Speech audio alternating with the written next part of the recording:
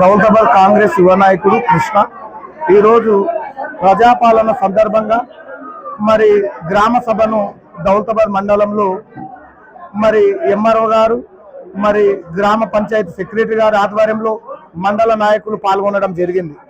ఈ యొక్క కార్యక్రమాన్ని విజయవంతం చేసినటువంటి గ్రామ పెద్దలకు కూడా అందరికీ శిరస్సు వహించి నమస్కరిస్తున్నాను। నిజంగా 12 సంవత్సరాలు లేనటువంటి రేషన్ కార్డులు కానీ మరి గతంలో ఉన్నటువంటి ప్రభుత్వము డబుల్ బెడ్రూమ్ చాలా ఇస్తామని మోసం చేయడం జరిగింది।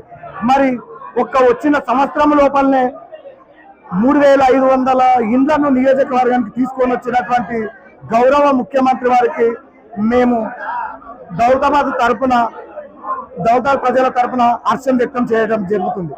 నిజంగా ఎందుకనంటే ఇది ఒక సువర్ణ అవకాశం, బంగారం లాంటి అవకాశం। ఈ అవకాశాన్ని సద్వినియోగం చేసుకుంటే మనకు తప్పకుండా మున్ముందు అన్ని కార్యక్రమాలు చక్క జరుగుతాయి। జరగవనే మాట అవాస్తవం, జరుగుతుంది।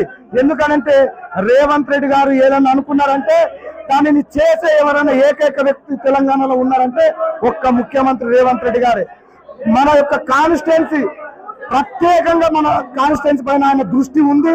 ఆయన పరిపాలన మరి గేల్ సంస్థకి వెళ్ళి మరి కాలేజీని గత ప్రభుత్వము మరి బెండింగ్ వైర్ చుడితే కాలాలు తయారైనటువంటి కాలేజీని పక్కకు పెట్టేస్తే మరి నిన్ననే కాలేజీకి శంకుస్థాపన చేయడం కూడా జరిగింది।